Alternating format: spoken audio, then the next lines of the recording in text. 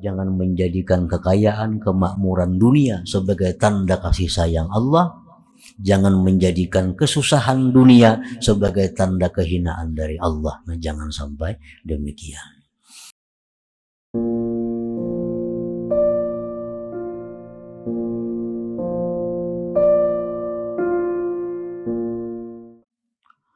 Rubbama a'taka syai'an minad dunya wa ladzataha famana'aka at-tawfiqa li ta'atihi wal iqbala 'alaihi wa rubbama mana'aka ad-dunya wa ladzataha fa'ataka at-tawfiqa li ta'atihi wal iqbala 'alaihi. Kadangkala Allah Subhanahu wa ta'ala memberikan kepada engkau sesuatu daripada dunia dan kelezatannya, maka dia cegah engkau mendapatkan taufik untuk taat kepadanya dan berhadap atas Allah. Artinya, ada orang yang diberi Allah dunia, kesenangannya, kelezatannya, tetapi orang ini tidak diberi Allah taufik untuk taat kepadanya, sehingga kehidupan orang ini selalu disibukkan dengan mengurusi dunia dan kelezatannya, lupa mengabdi, lupa beribadah kepada Allah Subhanahu wa ta'ala. Nah, kadangkala Allah memberi engkau sesuatu daripada dunia dan kelezatannya.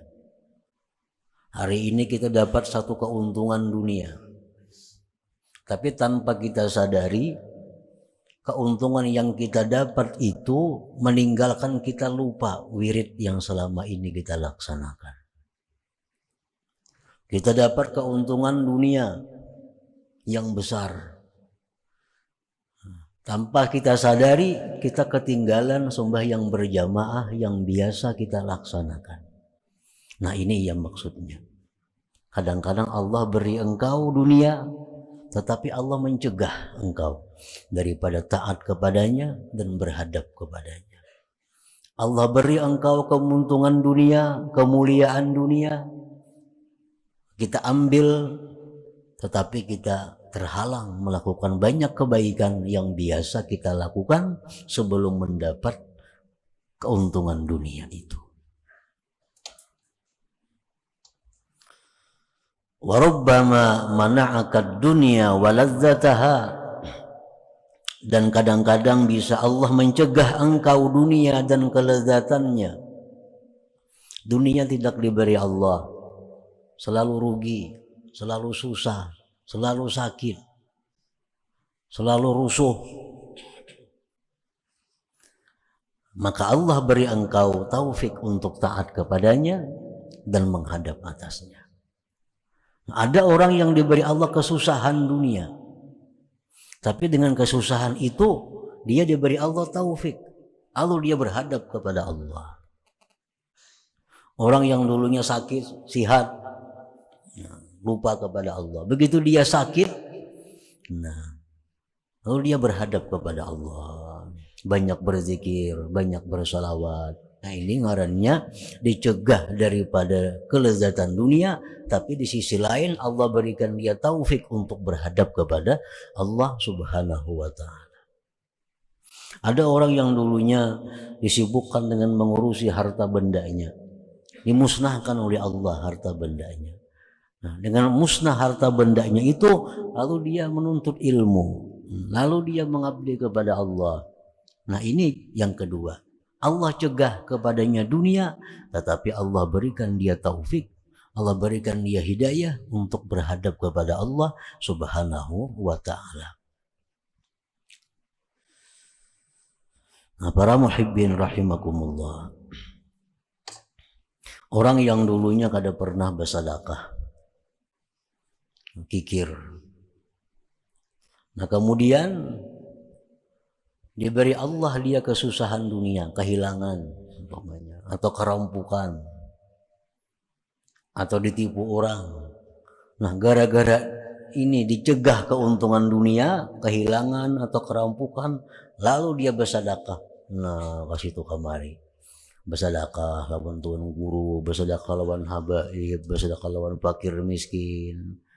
Nah, ini contohnya orang yang ditegah Allah dunia, tapi diberi Allah dia taufik dan hidayah untuk taat kepadanya. Al-ghalibu 'ala an-nafsi an tambasita bil 'ata wa tanqabida bil mana'. Kebiasaan nafsu kita itu senang dengan pemberian duniawi. Sihat, makmur, aman, tentram, rezeki berlimpah ruah, itu paling senang nafsu kita.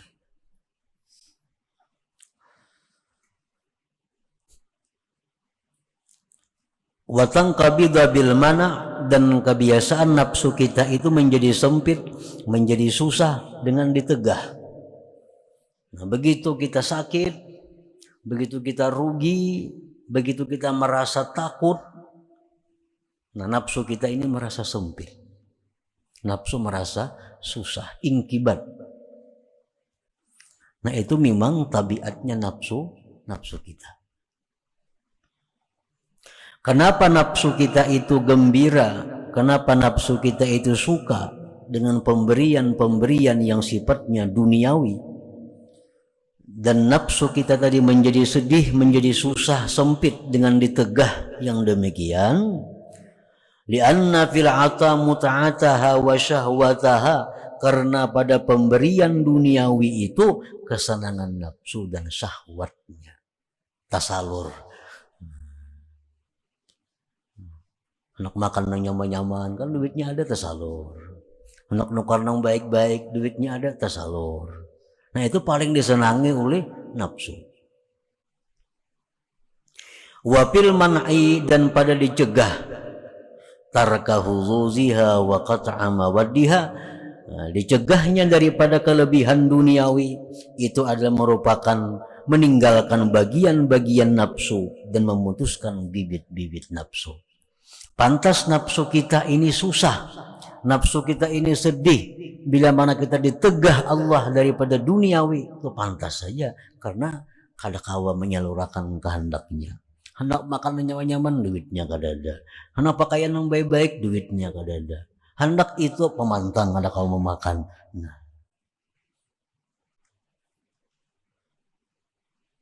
wadhalik, yang demikian itu terjadi li jahliha bi rabbiha wa adami fahmiha, karena si nafsu ini jahil lawan Tuhan dan kada mengerti.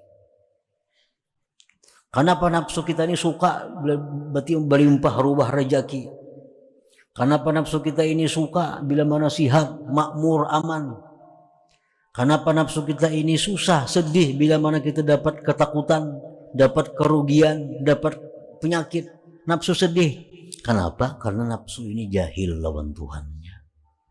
Nafsu kita ini kadang mengerti tentang perbuatan Allah kepadanya itu. Padahal disebutkan tadi bahwa ada orang yang diberi Allah dunia, tapi ditegah Allah taufik dan hidayah. Ada orang yang diberi Allah taufik hidayah, tapi ditegah Tuhan daripada dunia. Tapi karena nafsu ini kada mengerti apa yang dimaksud oleh Allah, nafsu ini kada paham, lalu inya suka bila mana nang nyaman-nyaman, sedih bila urusan nang kada nyaman.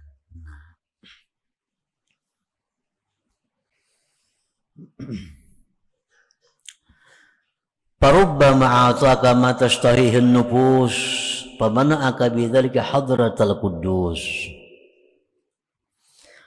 Kadang-kadang Allah berikan engkau sesuatu yang disenangi nafsu, tetapi dengan demikian itu Allah cegah engkau hadratal quddus, hadrat Allah. Warubbama mana'aka ma tashtahi nafsuka, dan kadang-kadang Allah cegah kepada engkau sesuatu yang menyenangi akan dia oleh nafsu engkau, fayatimmu bidzalika huduru nafsika huduruka wa unsuk, maka sempurna dengan demikian hadir hati engkau dan jinaknya engkau. Kadang-kadang Allah memberikan kita apa yang dikehendaki nafsu kita. Apa yang kita hendak tampina kabul, yang kita hendak ada, tanpa kita sadari bahwa itu melalaikan kita daripada hadrat Allah. Kadang-kadang Allah mencegah sesuatu yang dikehendaki nafsu. Nafsu hendak sihat, kada saling sihatan. Nafsu hendak sugih, kada saling sugihan.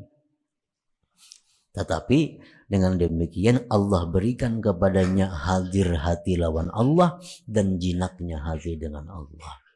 Nah, selama ini banyak zikirnya 10.000 sehari. Orangnya penggeringan sudah. Nah, ditilang, berkursi roda, zikir 10.000 sehari sudah. Hatinya ingat lawan Tuhan. Berobat kemana aja, kadang mau lagi ampe. Berdoa, kadang mau juga kabul. Nah, Tuhan sudah sayang lawan orang ini. Karena sudah jinak hatinya dengan Allah. Amunnya sihat, belum tentu berzikir 10.000 sehari. Nah, banyak gagah nih kayak dahulu, mana ingat di zikir ada. Cuma di kursi roda, nah hanya kasih pisahan lagi tasbih.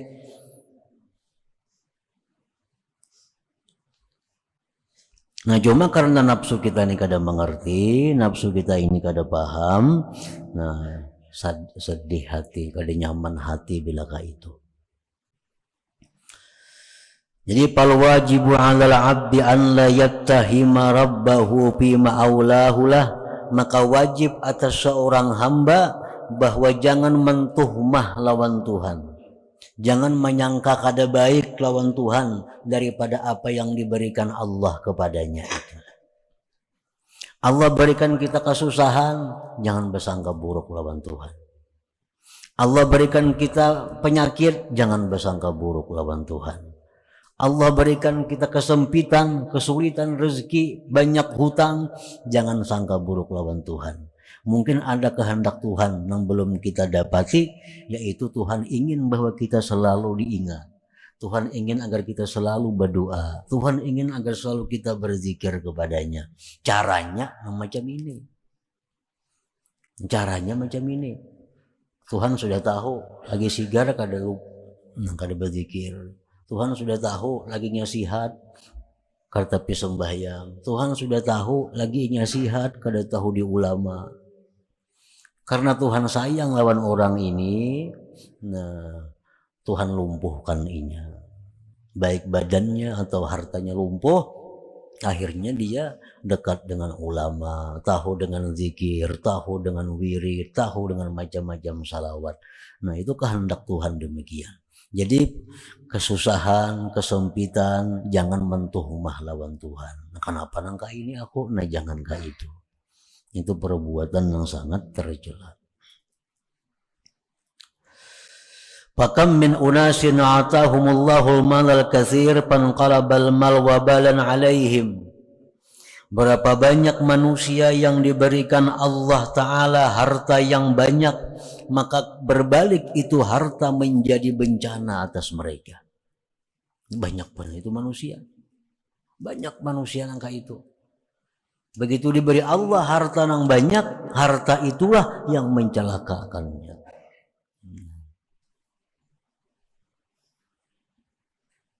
Wa kam min unasin tawa fi hayatihim al-man'u fakanat akibatu dzalik al-khaira was-sa'adah. Berapa banyak manusia yang berturut-turut dalam hidupnya kesempitan, kesusahan, tapi akibatnya kebaikan dan keberuntungan.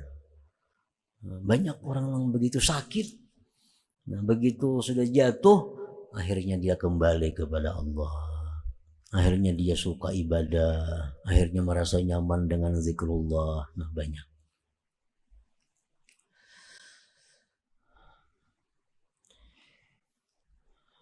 Firman Allah Subhanahu wa taala, asa an takrahu syai'an wa huwa khairun lakum. Itu sudah firman Allah menjelaskan. Barangkali Tuhan ikam tu kada katuju lawan sesuatu padahal itu yang baik bagi engkau. Kita kada katuju, kada susah, tapi siapa tahu itulah yang membawa kita surga. Kita kada katuju lawan penyakit, tapi kita kada tahu barangkali penyakit itu yang mengantar kita ke surga. Kada tahu. Wa asa an takrahu syai'an wa huwa khairun lakum. Wa alaihi an la yaj'ala ad-dunya wa lazzataha wa 'izzataha 'alamatan li hubbillahi lahu wa ikramih. Wa daikal 'aishi 'alamatan li ihanatillahi lah.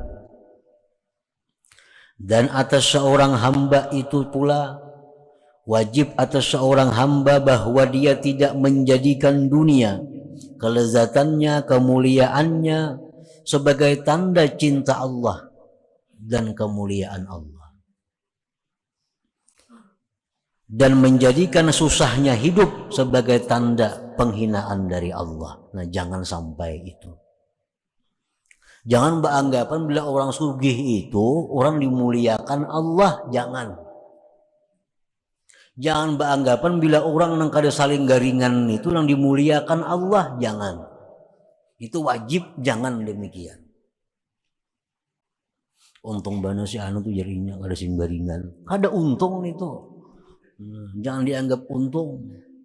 Untung bana si anu tuh rezekinya berlimpah ruah siang malam datang. Jangan dianggap untung. Wajib jangan menjadikan dunia kelezatannya itu sebagai tanda bahwa kecintaan Allah dan kemuliaan dari Allah. Dan susahnya hidup jangan dijadikan Allah menghinakan. Jangan dijadikan. Napa kasidin itu bakal ahli ibadah ya, tapi sakit hidup pasian benar. Nah, seolah-olah kekayaan itu jadi tanda disayangi Allah. Orangnya pak amal, penyembahyang, tapi bagaul, sandu pulang, tapi hidupnya susah. Kenapa? Karena di mana kasalahnya si dintu? Karena kayak itu. Jangan kayak itu banggapan.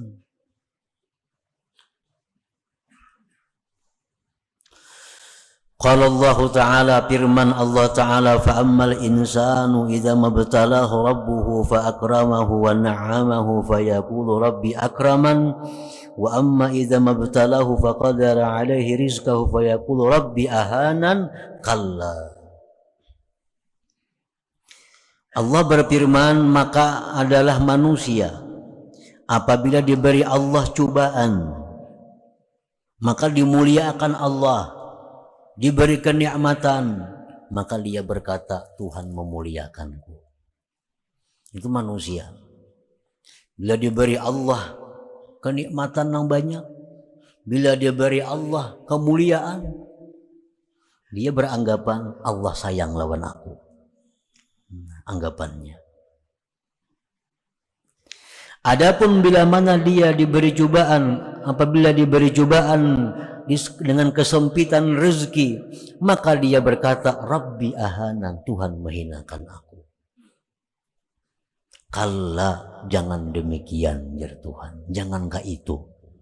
Orang yang aku kayakan, orang yang aku makmurkan belum tentu itu orang yang aku sayangi. Orang yang hidupnya susah, hidupnya sakit belum tentu orang itu orang yang kuhinakan. Kalla, jangan beranggapan demikian.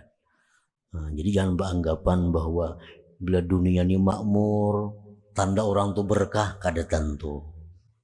Kada tentu.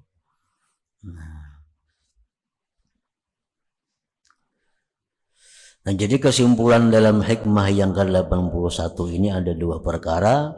Yang pertama, bahwa jangan sekali-kali kita mentuhmah lawan Allah, menyangka kada baik lawan Tuhan terhadap apa yang Allah berikan kepada kita.